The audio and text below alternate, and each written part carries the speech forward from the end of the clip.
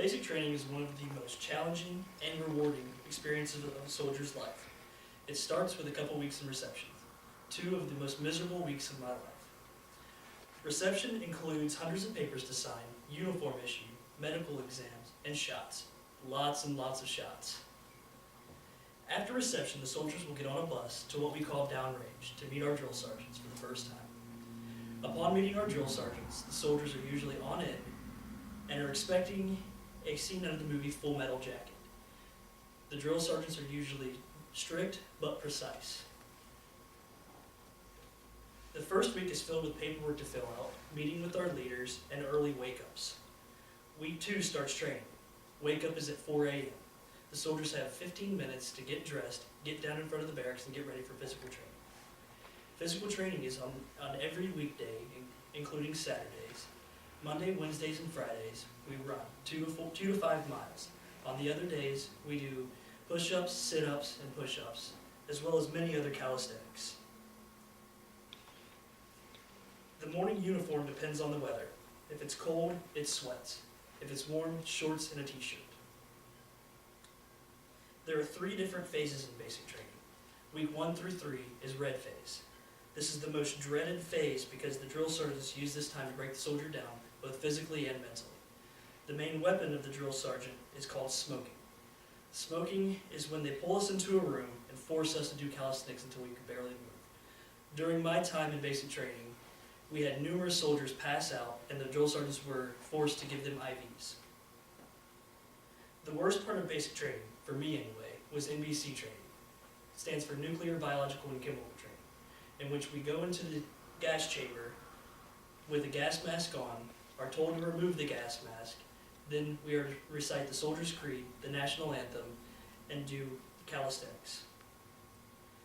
At the very end of red phase, the soldier will learn how to rappel, and then rappel off Warrior Tower, which is a 100-foot tower, symbolizing our start of transitioning from a civilian to a soldier. Upon graduation of red phase, the soldier will receive a white flag with our company name and battalion name. This symbolizes that we are halfway home. White phase gives us a whole new set of challenges, including the 5K ruck march. 5 kilometers may not sound like much, but when you skip physical training, eat breakfast, throw on 60 pounds of gear, 30 pounds of body armor, and a 7.3-pound weapon, it's quite a bit. It's not a stroll in the park. By far the best part of white phase is the rifle range. It's a very difficult range to qualify on, mostly due to the stress. The rifle range is the only place the drill sergeants can legally hit you, and they do take advantage of it. Once again, there's a ceremony to receive a different colored flag. This time it's blue. Every soldier in blue phase is the envy of every other basic training company because it means that you're in your last 3 weeks. Blue phase has some serious challenges though, including a 2-week field training exercise, or FTX.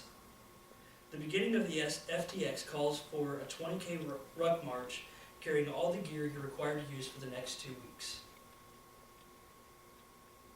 It is one of the most miserable events of a soldier's life. The drill instructors do everything possible to break you down. They do mock attacks in the middle of the night, steal your gear, throw gas grenades, and only allow you 1 to 2 hours of sleep per night. When the FTX is over, the soldier will march 15K to an event we call Nick at Night. It stands for Night Infiltration Course. The Nick at Night requires you to crawl 200 yards through wet sand and mud under barbed wire with live rounds flying over your head and live explosions all around you. It's one of the most dangerous events in basic training. It's scary, but it's fun. After all this is finished, the filthy, exhausted soldiers will get on a bus and head back to the barracks to prepare for their last challenge, graduation. The week before graduation is filled with cleaning, returning gear, and preparing uniforms. Finally, it's the day before graduation. It's family day. Every soldier waits for this day. It's a day that we're given a pass to leave the base, which most of the time the soldier will go out with family, get something to eat besides the barracks food, and get a hotel and just relax. That's all we want to do is relax. Graduation day is one of the most proud moments of a soldier's life. It starts by a presentation led by the drill sergeants displaying some of the things the soldiers have learned. After graduation and the families have said their goodbyes, the soldiers will pack up their gear and head off to their AIT locations, which stands for Advanced Individual Training, is where we will learn our jobs that we will use in our military careers. Basic training was a huge challenge for me, one that I am extremely proud that I passed. Every soldier that has gone through this challenge has earned the right to say that he is an American soldier.